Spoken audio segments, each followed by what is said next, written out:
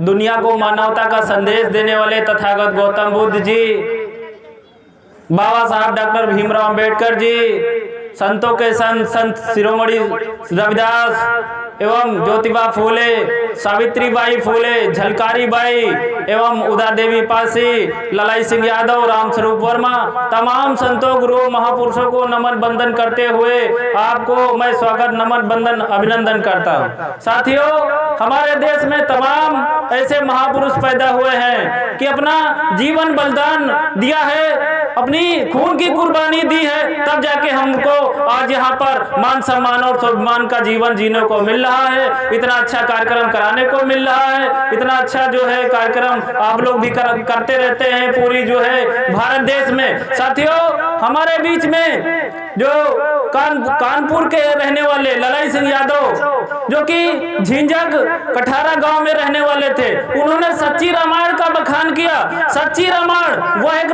जो है कहानी है, एक छोटी सी किताब है, पतली सी, आप लोग उसको पढ़े। सच्ची रामायण में जो कि पेरियार ईवी रामास्वामी नायकर जी द्वारा लिखित जो है जो सच्ची रामायण थी, भारत देश में जन्मे कानपुर झिंझक के जो ललाई सिंह यादव थे, उन्होंने सच्ची रामायण का हिंदी अनुवाद करके सच्ची रामायण को हमारे आपके बीच में वो आई, लेकिन सामंतवादियों ने उसको छपवाने से रोक दिया।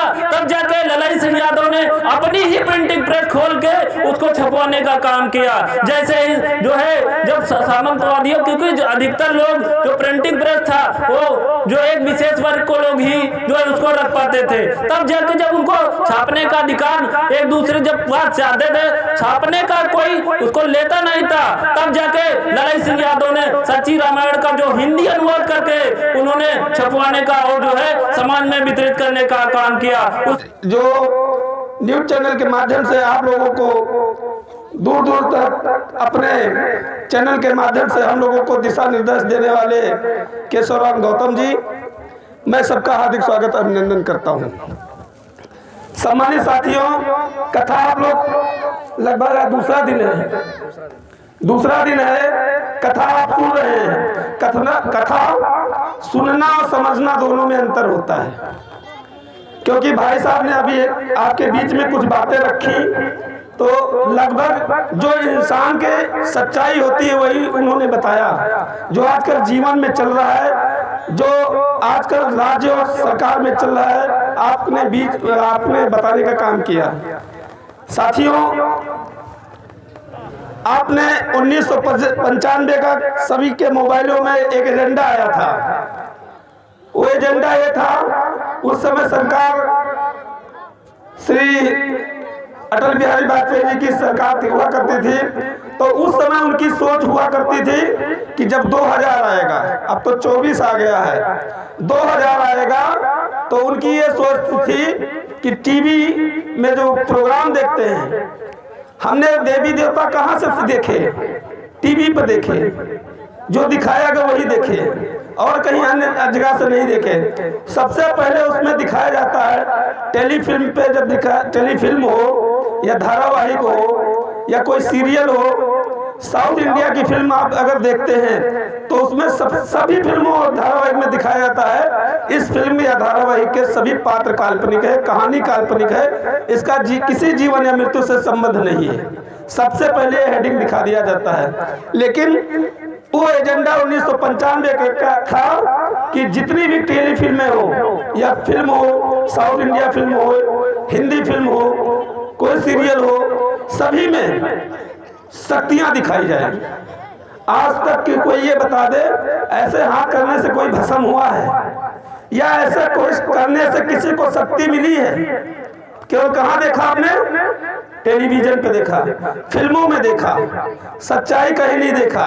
और उसी अंधकार में जो टेलीफिल्मों में दिखाया जाता है, फिल्मों में दिखाया जाता है, उसी को देख करके और कोई अगर मुझसे मेरे सामने अगर आ जाए और बहस कर ले, मैं इतना चैलेंज करता हूँ भाई साहब, मैं इतना चैलेंज करता हूँ, मुझसे बहस कर ले, अगर मैं बात से हार जाऊँ तो मुझे मार दे।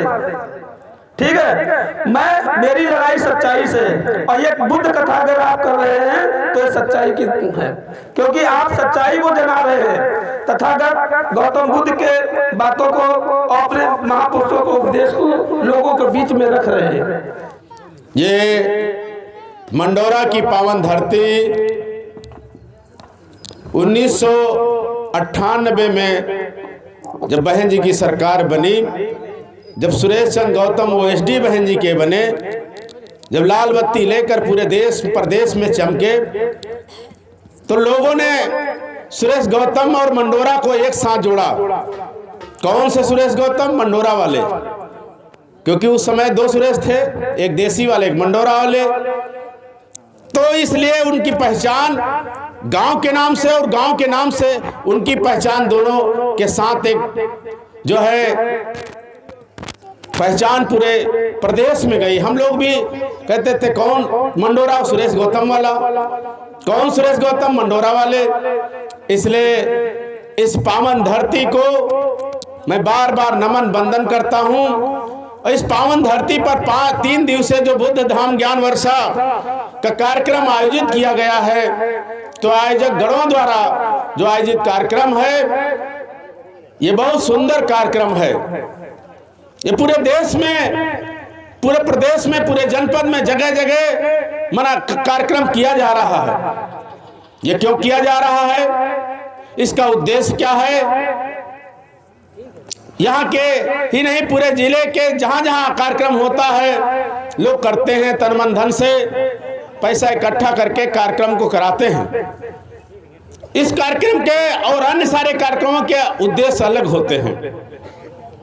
तो इस उद्देश्य के साथ मैं अपनी बात रखते हुए, मैं बुद्धिस्ट सोसाइटी ऑफ इंडिया, जो बाबा साहब डॉक्टर भीमराव अंबेडकर 14 अक्टूबर 1956 को 9 लाख लोगों के साथ नागपुर की पावन धरती पर बौद्ध धर्म ग्रहण करने के बाद इस देश में मानवता कैसे स्थापित हो, बौद्ध धर्म कैसे संरक्षित रहे, उसलिए उन्होंने बुद्धिस्ट सोसाइटी ऑफ इंडिया भारतीय बौद्ध महासभा बनाई थी। उसका मैं जिलाध्यक्ष हूँ। आजाद समाज पार्टी का जिलाध्यक्ष हूँ नहीं। भीम आर्मी भारत एकता मिशन, जो चंद्रशेखर रावण द्वारा पूरे देश में SC ST OBC पर जब से मनवादी सरकार आई है, अत्याचार बढ़े, उनसे निपटने के लिए एक भीम आर्मी भारत एकता मिशन सामाजिक संगठन बनाया गया है। उसका मैं जिला प्रभारी हूँ।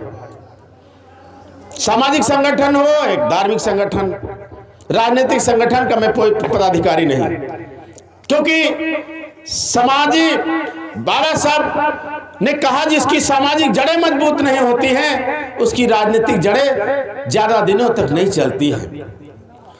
जिसकी सामाजिक जड़ें मजबूत होंगी, जिसकी जड़ें मजबूत होंगी, वो पेड़ बहुत लंबा जाएगा, बहुत मोटा होगा, उसमें फल ज्यादा होंगे। जिसकी जड़ें मजबूत नहीं होंगी तो चतरपट्टे की तरह फैल तो जाएगा, लेकिन उसमें न फल आएंगे न फूल आएंगे, वो किसी काम का नहीं होगा। इसलिए सामाजिक जड़ें मजबूत करने के लिए ये दोनों सामाजिक संगठन हैं। विश्व में मानवता का संदेश देने वाले महामानव तथागत गौतम बुद्ध, जो लुम्बिनी में पैदा हुए, श्रावस्ती के रहने वाले थे, बोध गया में ज्ञान प्राप्त हुआ, सारनाथ में उन्होंने प्रथम उपदेश दिया और कुशीनगर में उन्होंने अंतिम सांस लिया।